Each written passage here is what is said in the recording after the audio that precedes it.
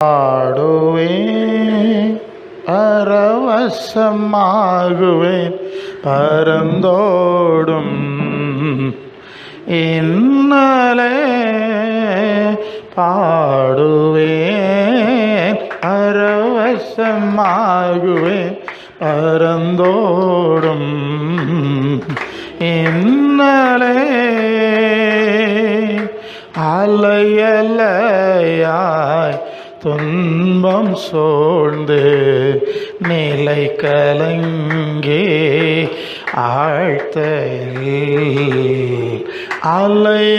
அலையலையாய் துன்பம் சூழ்ந்து நிலை கலங்கே ஆழ்த்தையில் அலைகடல் தடுத்து நடுவழி விடுத்து அலைகடல் தடுத்து நடுவழி விடுத்து நடத்திய சந்த கத்தரையா பாடுவேன் பரவசமாகுவேன் பரந்தோடும் இன்னலே பாடுவேன் பரவசமாகுவேன் பரந்தோடும் இன்னலே என்று மாறும் எந்தொயரம் என்று மனமும் ஏங்கள் என்று மாறும் எந்தொயரம் என்று மனமும் ஏங்கள் மாறாவின் கசப்பை மதுரமுமாக்கே மாறாவின் கசப்பை மதுரமுமாக்கே மகிழ்வித்த மகிபனையே பாடுவேன் பரவசமாகுவேன் பரந்தோடும் இன்னலே பாடுவேன் பரவசமாகுவேன் பரந்தோடும் இன்னலே ஒன்றும் இல்லா வெறுமை நிலையில் உதவுவாரற்று போகையில் ஒன்றுமில்லா வெறுமை நிலையில் உதவுவாரற்று போகையில் கண்மாலை பிளந்து தண்ணீரை சோரந்து கண்மாலை பிளந்து தண்ணீரை சோரந்து தாகம் தீர்த்த தயவையா பாடுவேன் பரவசமாகுவேன் பரந்தோடும் இன்னலே பாடுவேன் பரவசமாகுவேன் பரந்தோடும் இன்னலே வண்ணந்திரமாய் வாழ்க்கை மாறே பட்டினி சஞ்சலம் நேர்கள் வண்ணந்திரமாய் வாழ்க்கை மாறே பட்டினி சஞ்சலம் நேர்கள் வானமன்னாவால் ஞானமாய் போஷித்து வானமன்னாவால் ஞானமாய் போஷித்து கண்ணத மன்ன ஏசோவையா பாடுவேன் பரந்தோடும் இன்னலே பாடுவேன் பரவசமாகுவேன் பரந்தோடும் இன்னலே தேவனுக்கு மகிமை உண்டாவதா. அந்த நாளிலும் மீண்டும் ஒரு முறை உங்களோடு சேர்ந்து தேவனை மகிமைப்படுத்தும்படியாய் தேவனுடைய சுவிசேஷ வார்த்தைகளை உங்களோடு பகிர்ந்து கொள்ளும்படியாய் தேவன் தந்த கிருபைக்காக நான் தேவனுக்கு துதியும் ஸ்தோத்திரமும் செலுத்துகிறேன். அன்புக்குரிய யாவருக்கும் இரட்சகரும் ஆண்டவருமாகிய இயேசுவின் நாமத்தில் என் அன்பின் நல்வாழ்த்துக்கள். ஹல்லேலூயா. ஒரு வசனத்திலேருந்து ஆரம்பிக்கணும். மார்க்கு சுவிசேஷம் 8ஆம் அதிகாரம் 35ஆம் வசனம். மார்க்கு சுவிசேஷம் 8ஆம் அதிகாரம் அதன் 35வது வசனத்தை நீங்கள் வாசிக்க போறீங்க. வாசிங்க. தன் ஜீவனை ரட்சிக்க விரும்புகிறவன் அதை இழந்து போவான். என் நிமித்தமாக, சுவிசேஷத்து நிமித்தமாக தன் ஜீவனை இழந்து போகிறவன் அதை ரட்சித்து கொள்ளுவான். இன்னொரு பகுதியில் அதை என்றென்றைக்கும் காத்து கொள்வான்னு வாசிக்கிறோம்.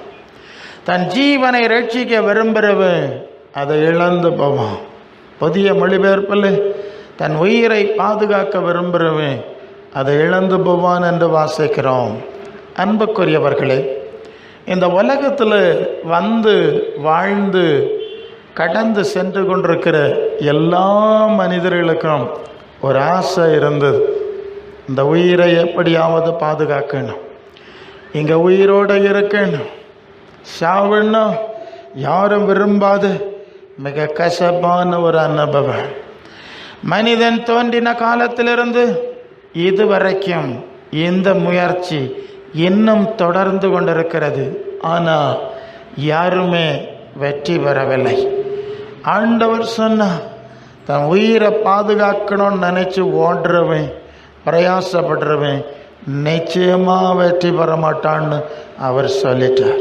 ஆனால் நீங்கள் என் சுவிசேஷத்தை கேட்டு அந்த சுவிசேஷத்தின்படி நடந்தோம், அந்த சுவிசேஷத்து நிமித்தம் அல்லது அந்த சுவிசேஷத்தில் நடந்து ஜீவனை இழந்து போனான், அதை நித்திய காலமாய் அவன் என்றென்றைக்கும் காத்து கொள்ளுவான் என்று சொல்லுகிறார்.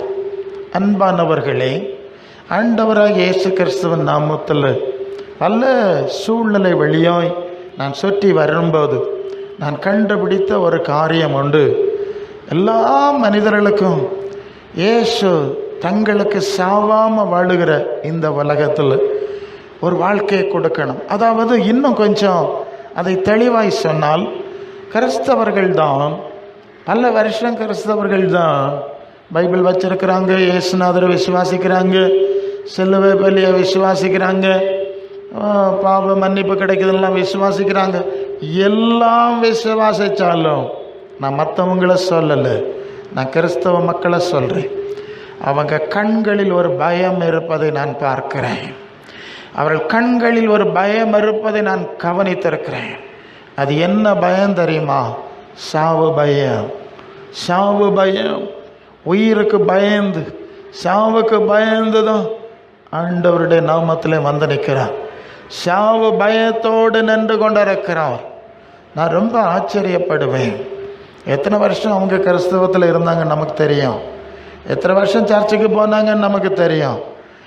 இத்தனை ஆண்டு ஆண்டவருடைய நாமத்தில் பல காரியங்களை பயன்படுத்தினாலும் என்ன சாவு பயத்தோடு தான் வாழ்ந்துட்டு இருக்கிறான். மற்ற மனிதர்கள் ஒருவேளை அவங்களும் அப்படி பயந்துட்டு இருக்கிறாங்கன்னா அது வேற காரியம். ஆனால் இயேசுவின் நாமத்தை பயன்படுத்துகிற ஜனங்கள் சாவு பயத்தோடு தான் வாழ்ந்து கொண்டிருக்கிறார். எப்படியாவது இந்த சாவை தடுத்து நிறுத்தலாமாங்கிறது தான் அவருடைய முக்கியமான நோக்கமாக இருக்குது. யாக்கோபு எழுதின நிருபம் 4ஆம் அதிகாரம் 14ஆம் வசனத்தில் வாசிக்கிறோம், நாளை நடப்பது நமக்கு தெரியாது. நாளைக்கு உயிரோடு இருப்போமான்னு உங்களுக்கும் தெரியாது, எனக்கும் தெரியும். தேவனுக்கு சித்தமானோ நாங்களும் உயிரோடு இருந்தோம், நாளைக்கு என்னென்ன காரியத்தை செய்வோம் என்று சொல்லி நாம் சொல்லணும் அப்படின்னு தான் ஆதி திருச்சபை அப்போஸ்தலர்கள், ஆதி திருச்சபை விசுவாசிகளுக்கு சொல்லி கொடுத்துருக்கிறான். இதுக்கு என்ன காரணம் தெரியுமா? தேவ சாயலில் படைக்கப்பட்ட ஆதாமும் எவளும், சாவாமை நிலையிலிருந்த ஆதாமும் எவளும் ஒரு கட்டத்தில் தெய்வ சித்தத்தை விட்டு சாத்தா சித்தம் செஞ்சாங்கங்கிறதுனால அவர்களுக்கு ஒரு பெரிய சாபம் வந்தது. அது ஆதியாகமம் 3ஆம் அதிகாரம் 16-19 வரை படிக்கிறோம். அந்த 19வது வசனம் சொல்லுகிறது, நீ மண்ணிலிருந்து எடுக்கப்பட்டாய், மண்ணுக்கு தான் திரும்புவாய். நீ மண்ணிலிருந்து எடுக்கப்பட்டாய், மண்ணுக்கு திரும்புவாய். இந்த உலக வாழ்க்கை ஒரு முடிவுக்கு வந்தாக வேண்டும் என்பது தேவனுடைய திட்டம். அது சாபத்து நிமித்தம் அந்த திட்டம்ங்கிறது நாம் தெளிவாக மனசில் வச்சிருக்கணும். தேவனுடைய திட்டத்தை நாம் மாற்ற முடியும். சங்கீதங்களின் புஸ்தகம் 90வது அதிகாரம் 12வது வசனத்தில் தேவ மனிதனாகிய மோசே சொல்கிறோம், நாங்கள் ஞான இருதயம் உள்ளவர்களாகும்படி எங்கள் நாட்களை எண்ணக்கூடிய அறிவை எங்களுக்கு கற்றுத்தாரோம். எத்தனை நாள் இருப்போம் தெரியாது, அதை எங்களுக்கு கற்றுத்தாரும் என்று கேட்கிறார். சங்கீதம் 95:6 சொல்லுது, மனுஷனுடைய வாழ்க்கை புல்லுக்கு ஒப்பாக இருக்கிறது, புல்லின் பூவுக்கு ஒப்பாக இருக்கிறது என்று சொல்லுகிறார். இதுதான் இந்த உலக வாழ்க்கையினுடைய நிலைமை. உங்களுக்கும் இதுதான், எனக்கும் இதுதான். அல்லேலூயா. நீங்கள் ஆண்டவராக இயேசுவை ஏற்றுக்கொண்டு இருந்தாலும் சரிதான், ஏற்றுக்கொள்ளாமல் இருந்தாலும் சரி, இதுதான் நிலைமை. ஆனால் ஆண்டவர் இங்கே ஒரு காரியத்தை வித்தியாசப்படுத்தி சொல்கிறார். உங்களுக்கு உயிரோடு இருக்கணும்னு ஆசையா, சாவாமல் இருக்கணும்னு ஆசைன்னா என் சுவிசேஷத்தின்படி நீங்கள் நடக்கணும். என் சுவிசேஷத்தின்படி நடந்தோம் அவனை நித்திய ஜீவனாய் அவன் தன் ஆத்மாவை காத்து கொள்ளுவான் என்று சொல்கிறார். நீங்கள் நல்லா கவனிங்க. சுவிசேஷத்தின்படி, இயேசுவின் சுவிசேஷத்தின்படி நடந்தோம் அந்த ஆத்மாவை அவன் நித்தியமாய் காத்து கொள்ள முடியும். ஏன்னா இந்த உலகத்தில் நாம் என்னத்துக்கு கொண்டு வரப்பட்டிருக்கிறோம் என்பது, நாம் ஏன் வாழ்ந்து கொண்டிருக்கிறோம் என்கிறத ஆண்டவருடைய சுவிசேஷம் அழகாய் நமக்கு கற்றுக் கொடுக்கிறது. ஆண்டவரை நான் ஏற்கனவே சொன்ன மாதிரி தெய்வ சாயல் படைக்கப்பட்ட சாவாம மனிதன் சாவில் விழுந்துட்டான். இப்போ ஆண்டவர் சொல்லுகிறார், யோவான் சுவிசேஷம் 10ஆம் அதிகாரம் 27-28 வசனத்திலே சொன்னார், என் நாடு என் சத்தத்துக்கு செவி கொடுத்தா, எனக்கு பின்னால் வந்தா நான் அவைகளை என் கையில் வச்சிருப்பேன், அவைகளை ஒருவனும் என் கையிலிருந்து பறித்து கொள்ள முடியும், நான் அவைகளுக்கு நித்திய ஜீவனை கொடுக்கிறேன். ஹல்லேலூயா. இயேசுவின் சுவிசேஷம் மனிதனுக்கு நித்திய ஜீவனை கொடுக்கிறது, சாவாமல் உள்ள வாழ்வை கொடுக்கிறது. நான் பல ரீதியில் இந்த செய்தியை நான் இங்கே முன்னாலே நான் சொல்லியிருக்கிறேன். ஆக இயேசுவின் சுவிசேஷத்தின்படி நாம் வாழ அழைக்கப்பட்டிருக்கிறோம். ஒரு முக்கியமான காரியம் நான் சொன்னேன்.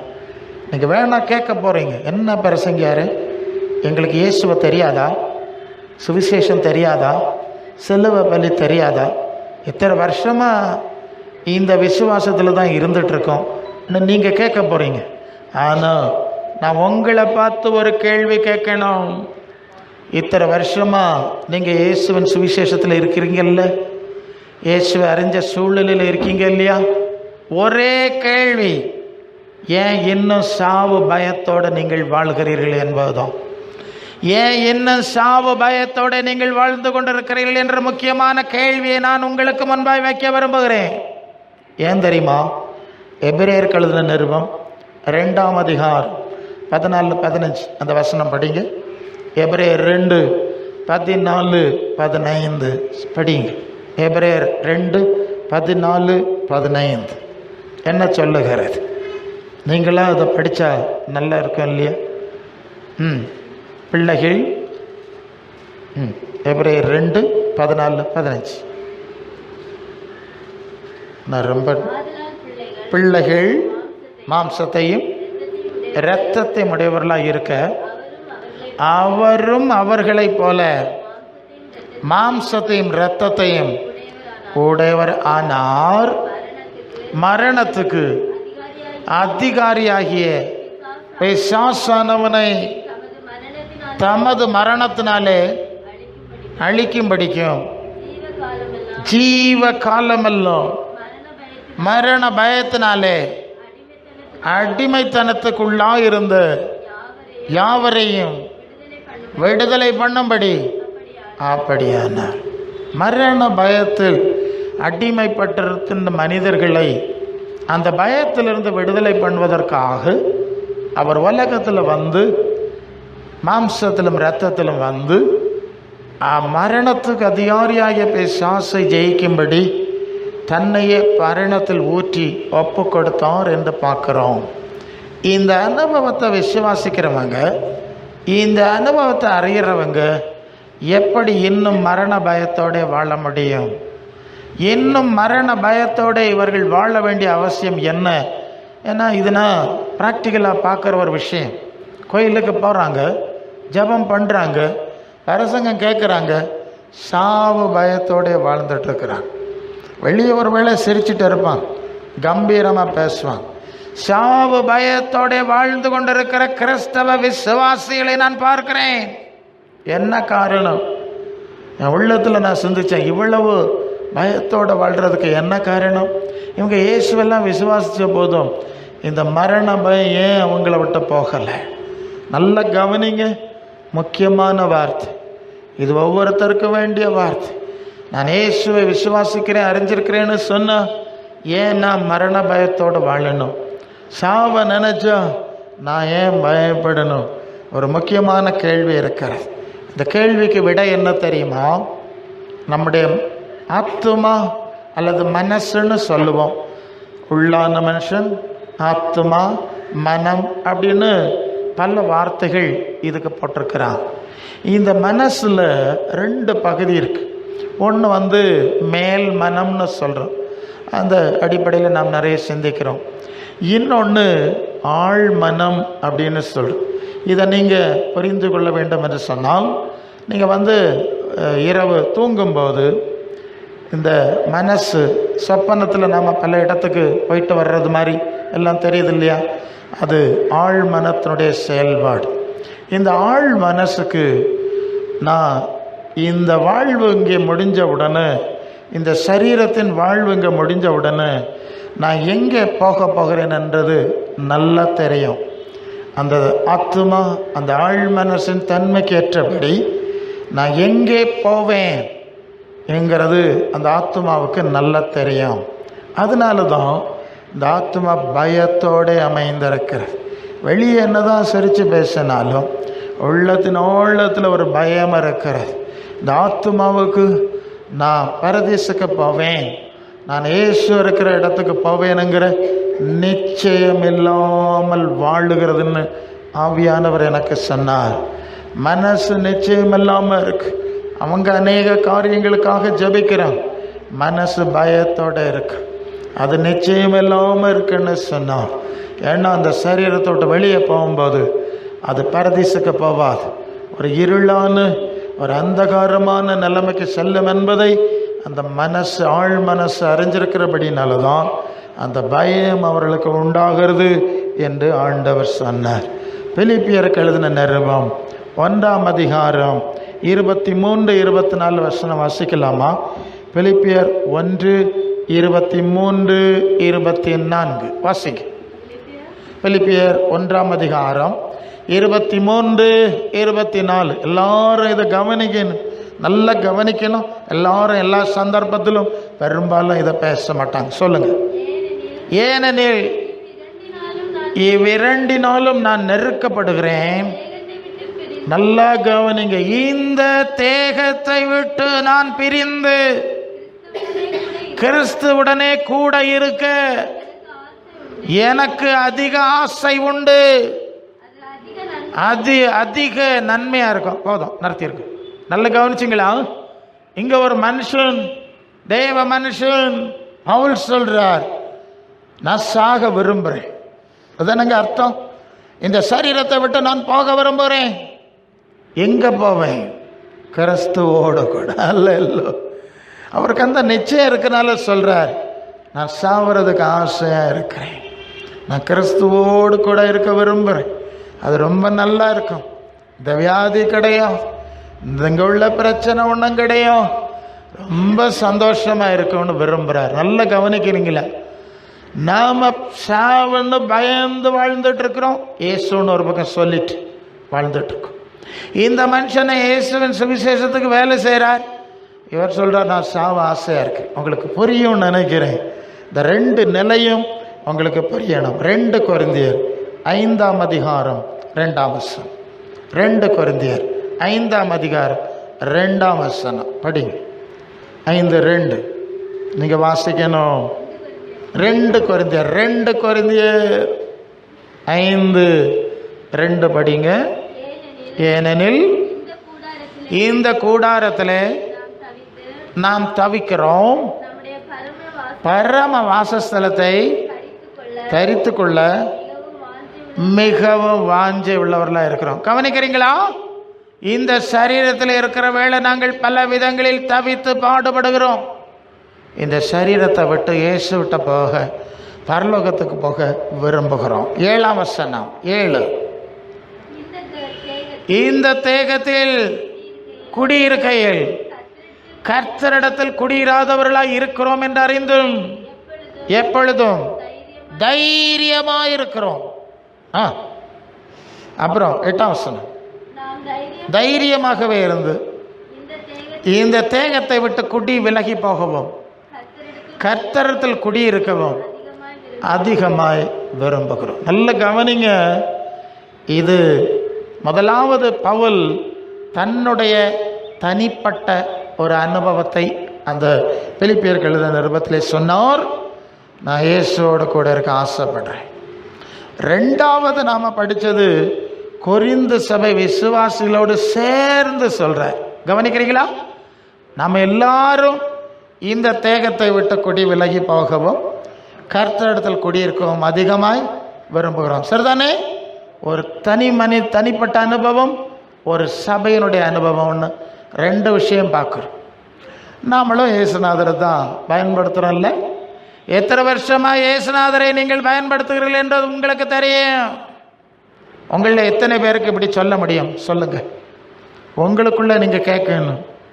நான் விசுவாசி, நான் இயேசுவும் பிள்ளை, நம்ம ஜபிக்கிறோம், பாட்டு பாடுறோம், ஆராதிக்கிறோம், எல்லாம் நல்லது, வேண்டியதான், வேண்டான்னு சொல்லு.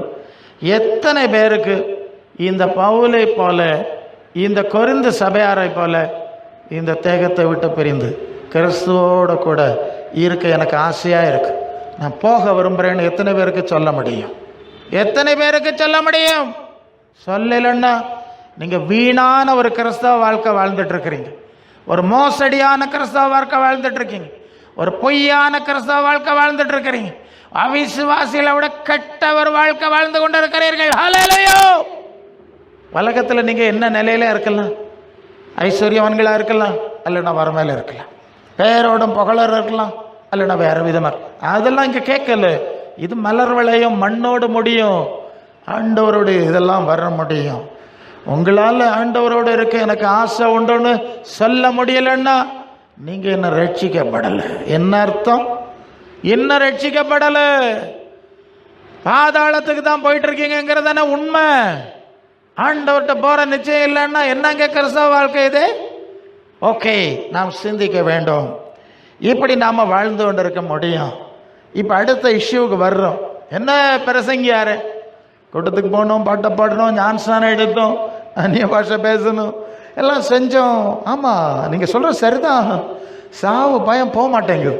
சாவை நினச்சா பயமாக தான் இருக்குது. எந்த காரணம் பிரசங்கியாரு? நீ சொல்கிறது சரிதான், உண்மையை போட்டு உடச்சிட்டு. ஆமாம், உண்மையை போட்டு உடச்சிட்டு. ஆனால் இதுக்கு என்ன செய்யணும் கேட்டால், அதான் யோவான் 10:27-28 சொல். நீங்கள் இயேசுவின் ஆடுகளாயிருந்தால் அவருடைய வசனத்தை வாசிச்சிருக்கணும், அவருடைய உபதேசத்தை சிந்திச்சிருக்கணும், அதன்படி நடந்திருக்கணும். நடந்திருக்கணுமா வேண்டாமா?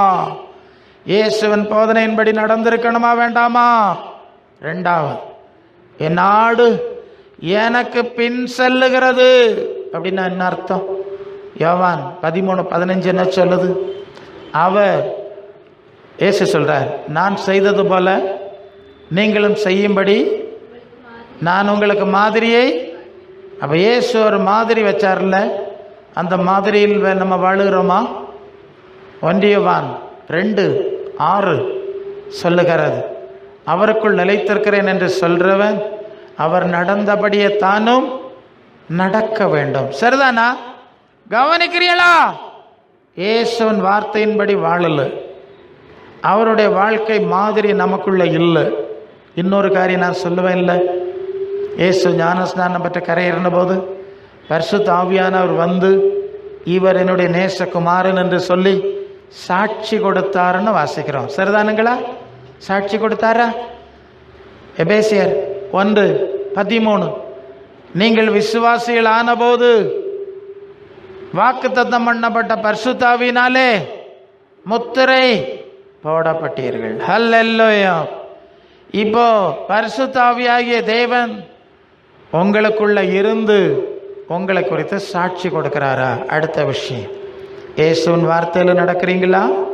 இயேசுவின் மாதிரியில் நடக்கிறீங்களா? இயேசுக்குள்ள இருந்த ஆவி, ரோமர் 8:9, கிறிஸ்துவின் ஆவி இல்லாதவன் அவருடையவன் அல்ல. அல்ல பல நேரங்களில் நான் சொல்லியிருக்கேன், இந்த அனுபவத்துக்குள்ள நீங்க வரலன்னா உங்க ஆத்மா பயப்பட்டு கொண்டு தான் வாழ முடியும். அது பரதீசுக்கு போக முடியும், அது இயேசு இருக்கிற இடத்துக்கு போறேன்னு சொல்ல முடியாது. புரியுதா நான் சொல்றது? நீங்க எத்தனையோ வருஷம் எத்தனையோ கூட்டங்கள்ல நீங்கள் அனுபவப்பட்டு விட்டு இன்னும் மரண பயத்தோடு வாழ்ந்தா அது பரிதாபமான காரியம். உடனே உங்க வாழ்க்கையை நீங்க சரி பண்ணி ஆகணும். உங்க ஆத்மாவுக்கு இளைப்பாறுதலை தேடி ஆகணும்.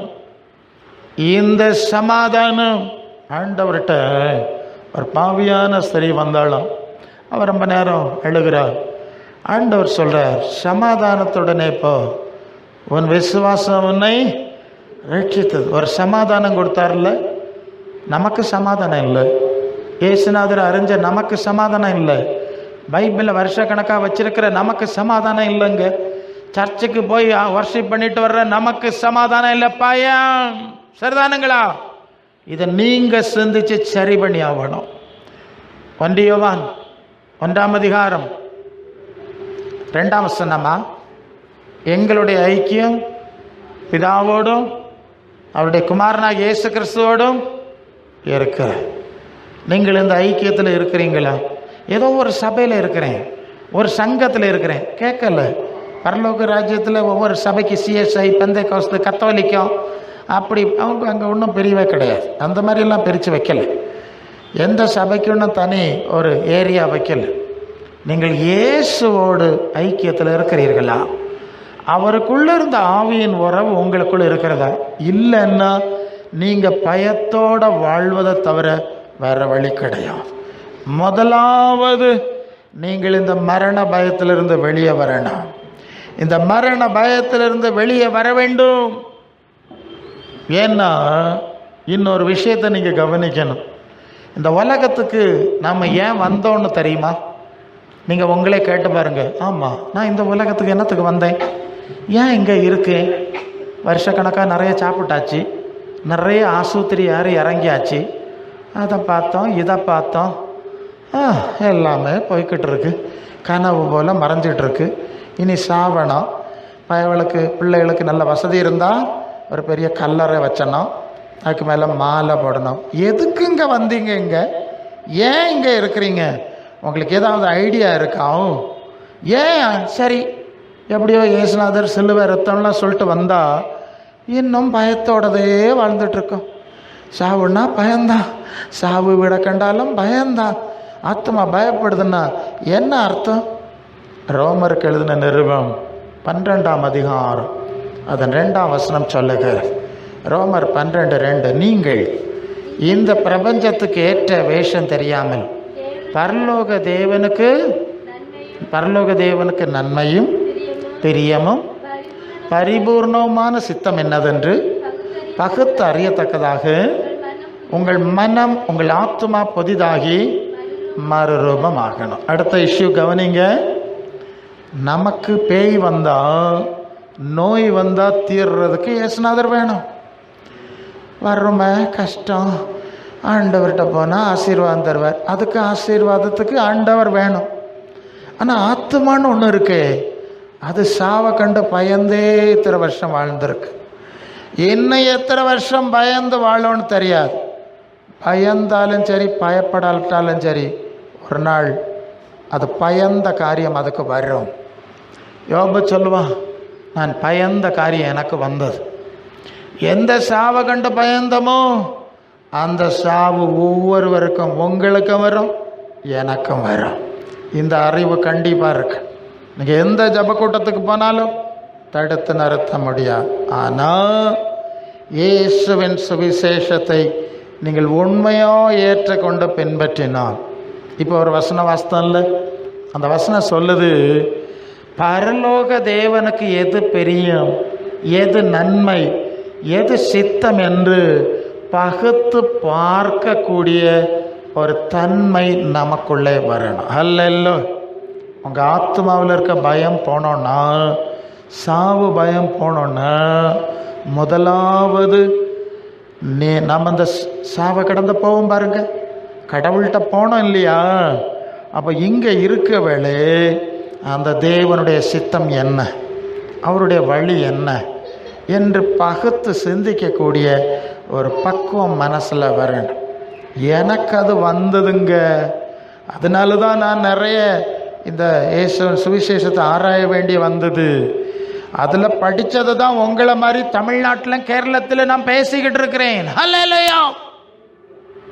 நீங்கள் பைபிளை வச்சுருக்கீங்க, நிறைய கூட்டம்லாம் வச்சுருக்கிறீங்க, ஆனால் இன்னும் இயேசுவின் சீடர்களாக நீங்கள் மாறவில்லை. என்ன இயேசுவின் சரிதானுங்களா நான் சொல்கிறது? நீங்கள் இயேசுவின் சீசனாக மாறினீங்களா? இல்லை பெருசுங்க, யாரு? நாங்கள் இயேசுவின் பக்தர்களாய் மாறினோம். என்னது? இயேசுவின் பக்தர்களாக மாறினோம். டிவோட்டின்னா பக்தர். ஆமாம், டிசைபிள்னா சீசர். நீங்கள்லாம் இயேசுவின் பக்தராக மாறினீங்கல்ல. ரொம்ப வருஷமாக இயேசுவை ஆராதிச்சிங்க, பாடினீங்க, புகழ்ந்தீங்க. மத்தேயு சுவிசேஷம் 7ஆம் அதிகாரம் 21 சொல்லுது. மத்தேயு 7:21, பரலோகத்தில் இருக்கிற என் பிதாவின் சித்தத்தின்படி செய்கிறவன் தான் பரலோக ராஜ்யத்தில் பிரவேசிப்பான். அல்லாமல் என்னை கர்த்தாவே கர்த்தாவே என்று ஆராதித்தவன் என் நாமத்தில் பேய விரட்டினாலும் சரிதான், பேய போனாலும் சரிதான், அவர்கள் யாரும் பரலோக ராஜ்யத்திலே பிரவேசிக்க மாட்டார்கள்.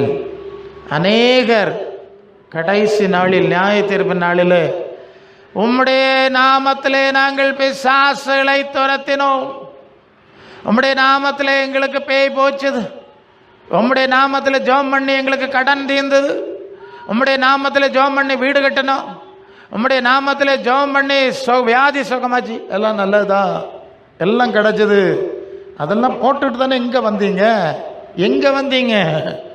நீங்கள் கேட்டதெல்லாம் உலகத்தில் கிடச்சிது, நான் தந்தேன். எல்லாத்தையும் இழந்துட்டு சுகத்தை தந்தார் ஆண்டவர்னு சாட்சி சொன்னவங்க சுகவீனமாகி செத்து போவாங்க. பணம் தந்தாங்கன்னு ஆசீர்வச்சான்னு சொன்னவங்க எல்லாத்தையும் போட்டுட்டு சாவ போகிற நேரம் சாவி எங்கே இருக்கு? சாவி, பத்தாயத்து சாவி எங்கே இருக்கு? பீரோ சாவி எங்கே இருக்குன்னு தத்தளித்து செத்து போவாங்க. நேரடியாக நாங்கள் பார்த்துட்டு வர்றத பேசுகிறோம். ஒவ்வொன்றா விளக்கம் சொன்னால் நேரம் போயிடும், சாவு நேரம். ஒவ்வொருத்தருக்கு நிலைமையை நாங்கள் தானே ஊழியக்காரங்க, கூட இருந்து ஜெபம் பண்ணி அனுப்பி வச்சோம்ல, என்னெல்லாம் நடந்துன்னு தெரியும். ஏன்னா இயேசுநாதர் பணம் தந்தார், இப்போ சாவியை கூட கொண்டு போக முடியல. ஆமாம், பட்டம் பதவி. எனக்கு ஒரு தாத்தா இருந்தாங்க, அவங்க அந்த காலத்திலே நல்லாசிரியர் விருது பெற்றவங்க. என்னது? நல்லாசிரியர்னு ஒரு விருது கொடுப்பாங்க, அது பிரசிடென்ட் தான் கொடுப்பாருன்னு எனக்கு. ஆமாம். ஸோ அதை வாங்கி அதை ஃப்ரேம் பண்ணி ரொம்ப பத்திரமா சவரில் மாட்டி விட்டுருப்பேன். அவர் உயிரோடு இருந்த வேளையே நான் அதை பார்த்துருக்கேன். அவர் செத்து போய் வருஷம் பலவாயிற்று, அது செவர்லையே தொங்குது. அல்லேலூயா, பட்டம் செவரில் தொங்குது. அவர் பறந்து போயிட்டார். சரிதானுங்களா? இப்படியெல்லாம் சொல்ல போறீங்க. ஆண்டவர் கேட்பார், அதெல்லாம் சரிதான், இங்கே வர்றதுக்கு பரலோகத்துக்கு வர்றதுக்கு நீ என்ன செஞ்சாயின்னு கேட்டால் நீங்கள் என்ன சொல்ல போகிறீங்க? மத்தேயு 6ஆம் அதிகாரம் 20-21 ஆண்டவர் சொல்லுவார், உங்கள் பொக்கிஷம் எங்கே இருக்கோ உங்கள் பொக்கிஷம் எங்கே இருக்கோ அங்கே தானே உங்கள் மனசு இருக்கணும். உங்கள் பொக்கிஷம் பரலோகமாக இருந்திருந்தா உங்கள் மனசு அங்கே இருந்திருக்கும். உங்கள்ட்ட எத்தனை பேருக்கு பொக்கிஷம் பரலோகத்தில் இருக்குது சொல்லுங்க பார்க்கலாம். உங்களுக்குள்ளே பேசுங்க, உங்களுக்குள்ளே பேச. என் பொக்கிஷம் பரலோகத்தில் இருக்குது, அதனால் என் மனசை நான் பரலோகத்தில் வச்சுருக்கேன்னு எத்தனை பேர் சொல்லுவீங்க? மொத்தம் எத்தனை வருஷம் சர்ச்சுக்கு போகிறீங்க? எத்தனை வருஷமாக அந்த பைபிளை வச்சுருக்கீங்க? இயேசுங்கிற நாமத்தை எத்தனை வருஷமாக நீங்கள் பாடுறீங்க சொல்லுங்க. இத்தனை வருஷம் பாடுனீங்கல்ல, இயேசு இருக்கிற இடத்துல உங்கள் மனசை வைக்கலையாம்மா இல்லைங்களா? அது என்ன சொல்லுது? கொலோசையர் 3:2 கொலோசையர் 3:2 கமான் வாசிங்க. 2 வசனம் வாசிக்கணும். ஏன்னா பிரசங்கம் பண்ணுறோம், இங்கே என்ன நடக்குன்னு எங்களுக்கு தெரியணும். பரலோக அரசாங்கத்துக்கு ரிப்போர்ட்டு கொடுக்கணும். அல்லேலூயா. என்னல்ல வேலை செஞ்சேன்னு கேட்டான், என்ன பதில் சொல்லணும்ல, அதான் சொல்லுங்க. கொலோசையர் 3:2 கிறிஸ்து தேவனுடைய வாசிங்க. கொலோசையர் 3:1-2 எழுந்ததுண்டானால் கிறிஸ்து தேவனுடைய வலது பார்சத்தில் இருக்கிற மேலானவைகளை தேடுங்கள். அடுத்த வசனம், பூமிக்குரியவைகளை அல்ல மேலானவைகளை நாடுனீங்களா? கேட்குறேன், தேடுனீங்களா? நீங்கள் என்ன சொல்கிறீங்கன்னா, ஏசப்பான்னு கூப்பிட்டா உடனே ஓடி போய் பறந்துடணும். ஏசப்பான்னு கூப்பிட்டுட்டா வியாதி உடனே குணாயிரும் 10 நிமிஷத்துக்கு. ஏசப்பா ஏசுவே ரட்சியம்னு சொன்னால் கடனெல்லாம் ஒரே நாளையில் க்ளோஸ் ஆயிரும். ஏசப்பான்னு கூப்பிட்டா சாவே வரப்பட இல்லைங்களா? நமக்கு அதான ஆசை. ஆனால் அந்த ஏசப்பன் இருக்கிற இடத்துல உங்க மனசை வைக்கலையே அம்மா சொல்லுங்க. ஏசப்பன் இருக்கிற இடத்துல மனசை வச்சியலாம். நம்ம பிள்ளைகள், எனக்கும் 10 வயசில் 10-11 வயசில் பேர பையன் இருக்கிறேன். நம்ம பிள்ளைகள்லாம் படிக்கிறதுக்கோ வேலைக்கோ வெளிநாட்டுக்கோ வெளியூருக்கோ போவாங்க. போனால் இந்த பெற்றவருக்கு ஒரு ஆசை இருக்கும், பிள்ளை எப்போ வீட்டுக்கு வருவேன்? இப்போ ஃபோன் இருக்குது, நீங்கள் வீடியோ கால் பேசுகிறேன். முன்னாலெல்லாம் அந்த 15 பைசா போஸ்ட் கார்டு இல்லை, அதில் தான் போடணும். எப்போ வருவேன் மக்களே? போஸ்ட் மேனை பார்த்துக்கிட்டே காவல் இருப்பாவ, பதில் வருதா, எத்தனாம் தேதி காத்துட்ருப்பீங்கல்ல. பெற்றோருக்கு பெற்றோராகிய உங்களுக்கு உங்கள் பிள்ளைகளை பார்க்கணுன்னு ஆசை, உங்கள் பேர பிள்ளைகளை பார்க்கணுன்னு ஆசை. அவங்க வந்துட்டாங்கன்னா போகிறது வரைக்கும் உங்கள் வீடு பண்டிகை தான், திருவிழா தான், என்னது தீபாவளி தான் இல்லைங்களா? கொண்டாட்டம் தான். ஏன் பையன் வந்திருக்கான், பிள்ளைகள் வந்திருக்கான், அதனால என்னைக்கும் திருவிழா தான் போகிறது வரைக்கும். உங்கள் பிள்ளை உங்கள்கிட்ட வரணும், அவங்கள பார்க்கணுன்னு ஆசை இருந்தா ஆண்டவர் சொன்னார், யோவான் 14:2-3, என் பிதாவின் வீட்டில் அநேக வாசஸ்தலங்கள் உண்டு, ஒரு ஸ்தலத்தை உங்களுக்காக ஆயத்தம் பண்ண போறேன். நான் இருக்கிற இடத்துல நீங்களும் இருக்கும்படி நான் மறுபடியும் வந்து உங்களை என்னிடத்துல சேர்த்து கொள்வேன்னு சொன்னார்ல. நீங்க போறதுக்கு ரெடியா? அது அறியணும்ல. அவர் வந்தாலும் நீங்க நான் வரமாட்டேன்னு சொல்ல போறீங்கல்ல. மனசு தான் அங்க வைக்கலையே. அவர் சொல்றாரு, உங்களை மாதிரி தான் நானும் நான் இருக்கிற இடத்துக்கு கூட்டிட்டு போகணும். என்ன பண்றது? நல்லா தான் இருந்தீங்க. அவன் பிசாசு பின்னால போய் இந்த சாபெல்லாம் வாங்கிட்டு இப்படி குட்டிச்சவராக இருந்து அழுதுட்டு இருக்கிறீங்க. சரி போட்டு, நான் உங்களுக்கு நித்திய ஜீவன் தர்றேன், எனக்கு சீஷராவுங்கன்னு சொன்னா என்னங்க? ஏசு என்ன சொல்றாரு? நீங்கள் மத்தேயு 28 கடைசி வசனம் சொல்லுது, நீங்கள் புறப்பட்டு போய் சகல ஜாதியையும் என்ன செய்யணும்? சீஷர் ஆக்கணுமா, பக்தர் ஆக்கணுமா? உங்களை என்ன ஆக்கியிருக்காங்க? உங்களுக்கு இயேசுக்கு உங்களை சீஷர் ஆக்கினாங்களா? உங்க குருக்கள், உங்க போதகர்கள், உங்க சபை என்றாவது உங்களை இயேசுவுக்கு சீஷன் ஆக்கினாங்களா? சொல்லுங்க கேட்போம். இயேசுநாதர் சொன்னதை செய்யலையா? இயேசுக்கு பக்தராக்கும்படி அவர் சொல்லலைல்ல. அங்கே இருக்கா? எல்லாரும் என்ன பக்தராக்கும்படி சொல்லுங்க, ஆராதிக்க சொல்லுங்க, அங்கே இங்கே நீங்கள் பார்க்க முடியாது. சீஷராக்குங்கன்னு அவர் சொன்னதையும் செஞ்சதன்படி மாதிரியா குரு சீசன், வேற வார்த்தை இருக்கு, நிறைய வசனம் இருக்கு, நான் சொல்ல முடியும். அப்போ இத்தனை வருஷம் ஆகிய நீங்கள் இயேசுக்கு சீசர் ஆகலைல்ல? ஆமாம், சிலர் எங்கள்கிட்ட வந்து தகராறு பண்ணுவாங்க, நாங்கள் இதை சொன்னோம் நீங்கள் சீசர் ஆயாச்சா? அப்போ சீசர் ஆகாமல் ஞான ஸ்நானமே எடுக்க முடியாது. சொல்கிற புரியுதா? இயேசுவின் வார்த்தையின்படி மாதிரியின்படி வாழக்கூடிய சீஷத்துவத்துக்குள்ளே நீங்கள் வரவில்லை என்றால் உங்கள் நிலைமை சிக்கல் தான், உங்கள் நிலைமை சிக்கல் தான். ஏன்னா அதுக்கு அத்தாட்சி உங்கள் மனமே உங்களை பயமுறுத்திட்டு இருக்கு. சாவை கண்டு உங்கள் மனம் பயப்படுவதனுடைய ரகசியம் இப்போ தெரியுதா? உங்கள் மனசுக்கு நல்லா தெரியும், நான் இயேசு இருக்க இடத்துக்கு போக மாட்டேன். ஏன்னா அவருக்கு சீசன் ஆகல, அவரை பின்பற்றல. என் நாடுகள் என்ன பின்பற்றினா அவைதான் நித்திய ஜீவனை கொடுப்பேன் ஆண்டவர் சொல்லிட்டார். இந்த அனுபவத்தை நீங்கள் கண்டிப்பாய் உடனடியாக சிந்திச்சாகணும். நீங்கள் எத்தனையோ ஊழியர் கூடுகையெல்லாம் தமிழ்நாட்டில் இருக்கு, வண்டிக்காரெல்லாம் எடுத்துகிட்டு நீங்கள் ஓடுவீங்க, பயன் கிடையாது, பயன் கிடையாது. நீங்கள் இயேசுவுக்கு சீஷராக வேண்டும்.